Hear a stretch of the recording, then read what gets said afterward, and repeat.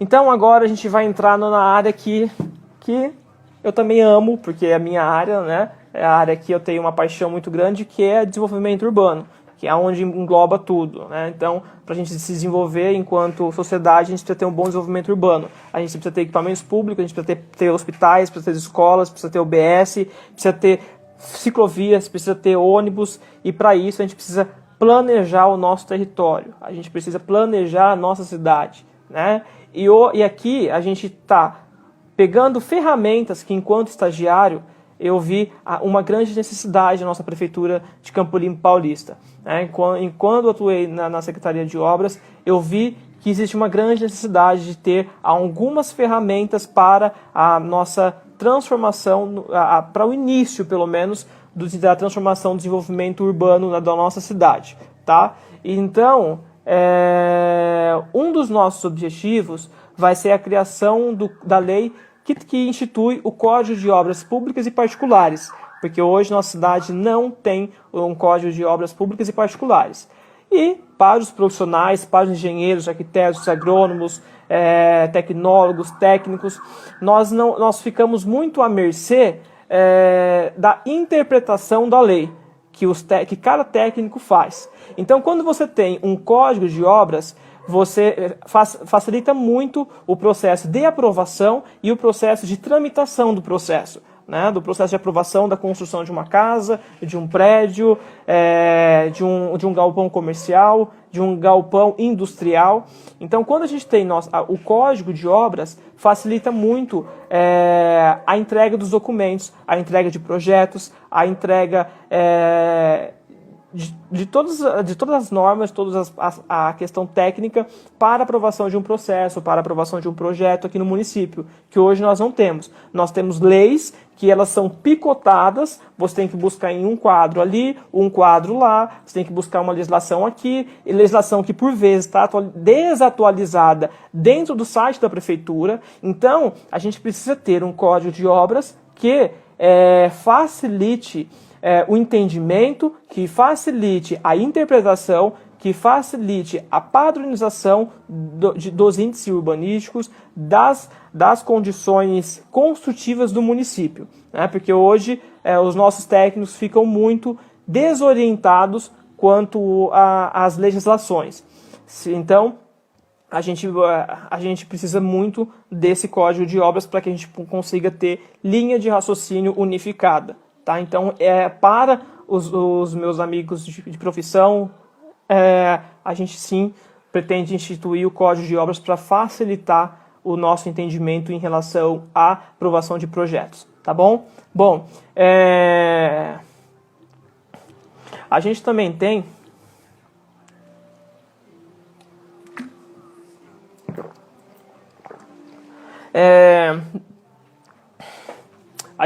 a criação vamos lá, respirar. A gente tem a nossa cidade uma grande dificuldade com o transporte público, né? As pessoas têm uma grande dificuldade em se locomover na cidade, seja a pé, seja de ônibus, seja de carro, seja de bicicleta.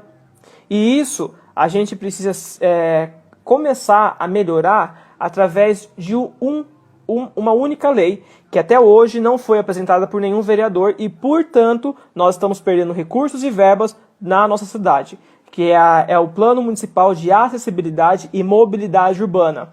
Nós não temos hoje na nossa cidade esse plano, que é um plano que já era para ter sido criado na nossa cidade desde 2015, que foi o prazo máximo para poder elaborar o plano. Todas as cidades acima de 20 mil habitantes precisariam ter esse plano para receber verbas, para receber recursos do governo federal e estadual para o nosso transporte coletivo, para a melhoria do transporte coletivo, para a melhoria do transporte não motorizado, que é o incentivo à bicicleta, incentivo a patins, incentivo a skate, que nós não temos na nossa cidade. Nós temos hoje calçadas totalmente sucateadas, que são remendadas. Então existe essa necessidade de ter esse plano com objetivos e metas para que a nossa cidade ela consiga sim ser uma cidade caminhável, ser uma cidade que ela seja que tenha locomoção, né? Que a gente hoje tem transporte público bairro-centro. Bairro-centro não tem entre bairros. Por quê? Nós não temos uma lei municipal que obrigue nosso executivo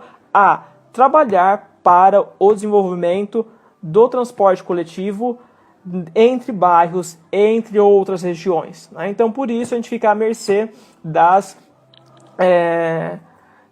questões que já existem no município, né? Então, quando as pessoas falam assim, Cleverson, se você for eleito, você vai tentar trazer o ônibus, mais horários de ônibus, mais linhas de ônibus. Sim, nós vamos trabalhar por isso.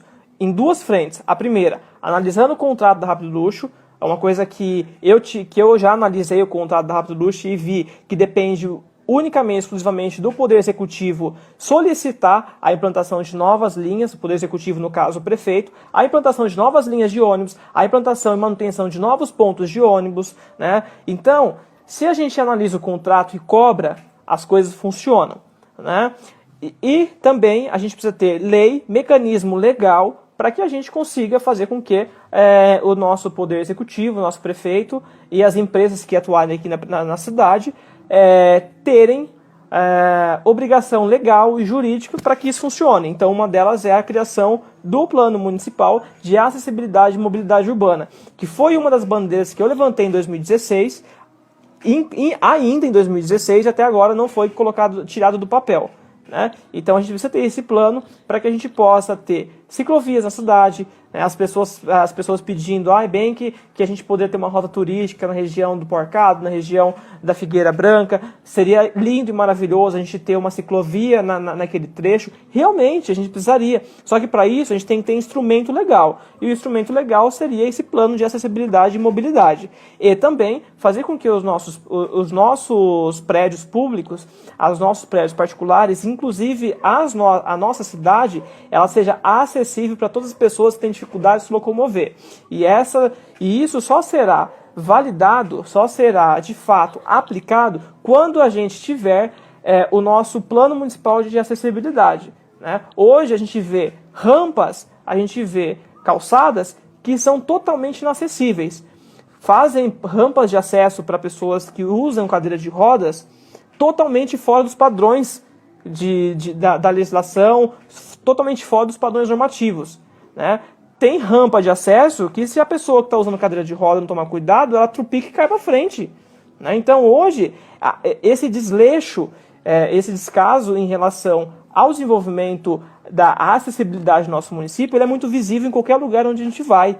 É uma dificuldade, é uma defasagem histórica que a gente precisa logo sanar, né? E que parece que a população, o governo executivo, né, fecha os olhos para isso. E a gente precisa, de fato, colocar isso no papel, tirar isso do papel depois, para que a população comece a sentir. Hoje a nossa cidade possui uma população de 3 a 4 mil pessoas que tem algum tipo de dificuldade de locomoção, seja visual, né, seja física, seja intelectual, e ela não é vista, né? E aí sempre aparecem pessoas dizendo que a gente vai mudar isso, a gente vai incluir, mas que inclusão é essa? A inclusão precisa vir a partir da legislação, e depois da legislação ela precisa vir a partir da cobrança. Então existe essa necessidade da gente ter instrumento legal e jurídico para que as coisas funcionem. E uma das nossas missões enquanto legislativo é fazer com que essa lei, esse projeto de lei, seja apresentado para a Câmara de Vereadores e para o prefeito, para que seja votado e seja aplicado no nosso município, para que a gente tenha uma outra alternativa de recursos para o nosso município, né, que vai ser através da implantação desse plano municipal, tá bom? Falando um pouco de Butujuru, a gente vou solicitar, trabalhar junto com o Poder Executivo, a criação de um comitê para que a gente retome as obras do túnel de Butujuru.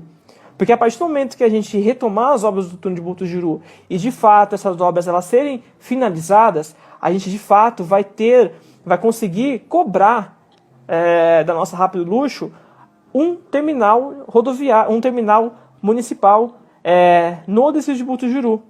Um terminal este que é aquele que está lá no contrato, onde que Botucatu precisa também ter um terminal. Então, a partir do momento que a gente tiver esse túnel, a gente vai conseguir sim ter um terminal em Botucatu, e esse terminal ele vai ser referência para que Botucatu tenha o seu próprio transporte coletivo, onde vá centro, bairros de Botucatu, centro de Botucatu, Vila Chacrinha, centro de Botucatu, Jardim Brasília, centro de Botucatu, Parque Loja da China, centro de Botucatu, Vila Constância, centro de Botucatu, Vila Santa Isabel, Parque Santana, porque quando a gente começa a movimentar e facilitar o transporte municipal, a gente fomenta também lá aquele nosso projeto, sabe, de Vai Pra Frente Empreendedor, que é o nosso, a gente vai fortalecer o comércio de bairro, o comércio local, porque ao invés da pessoa pegar o ônibus e ir para Jundiaí, ela vai pegar o ônibus e vai para o bairro dela, ela vai descer para o bairro dela e vai consumir ali, e contrapartida, o empreendedor daquela região, ele também tem que ter uma oferta legal, um bom atendimento, um bom preço, ter produto para entrega. Então, é uma via de mão dupla que a gente vai trabalhar, né, junto com a Câmara de Vereadores e também junto com o Poder Executivo, com o nosso prefeito, Dr. Luiz 45, tá bom? Então, esse é o nosso objetivo. A gente vai trabalhar muito, até porque eu sou de Botucatu, nasci em Botucatu e eu sei da necessidade desse bairro, né? Eu moro aqui, instalei minha empresa aqui, minha família mora aqui e eu tenho certeza que eu vou lutar muito para que esse túnel ele saia do papel. Nós vamos lutar junto com o Poder Estadual, com o Poder Executivo Estadual, que também é PSDB 45, nós vamos conversar com a CPTM, nós vamos trabalhar muito para que esse túnel ele de fato saia do papel e Botucatu de fato comece a crescer e se desenvolver como ele sempre mereceu, né?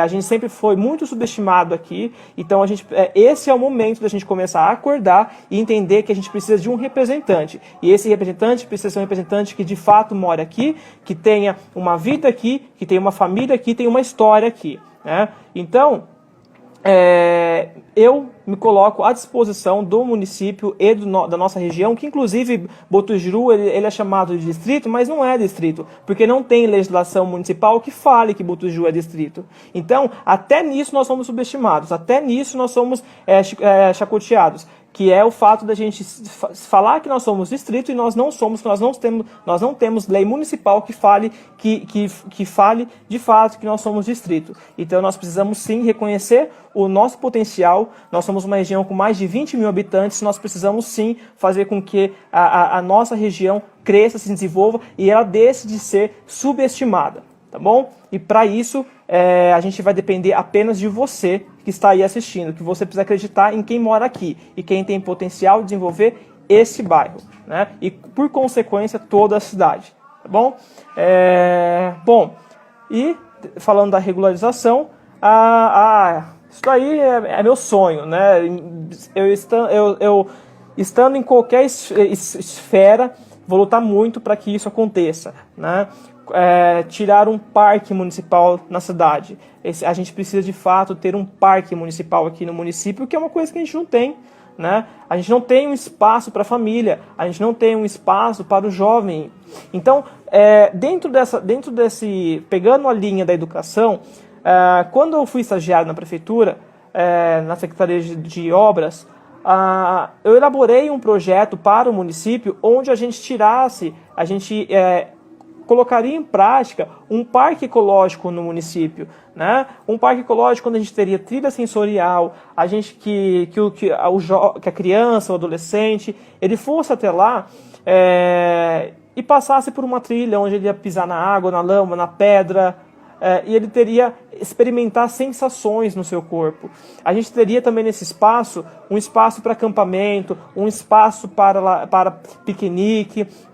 Nós teríamos um espaço, um borboletário, um orquidário, nós teríamos um espaço para que o jovem ele saia da sala de aula e tenha uma aula de biologia, de ciências prática, né? Através desse parque e, por consequência, ao longo do seu experimento, do seu teste, ele sendo aprovado pela população, a gente abriria esse projeto para a população. mas infelizmente o projeto foi engavetado, né? Quando a gente não tem um poder que olhe para a juventude, para as famílias, infelizmente projetos como esse, que a gente utilizaria todos os recursos que já disponíveis no município, mão de obra, professores, transporte escolar, todos os recursos a gente já tinha disponível e infelizmente não foi para frente. Então essa é uma missão, tirar um parque municipal, por que não um ecológico no município?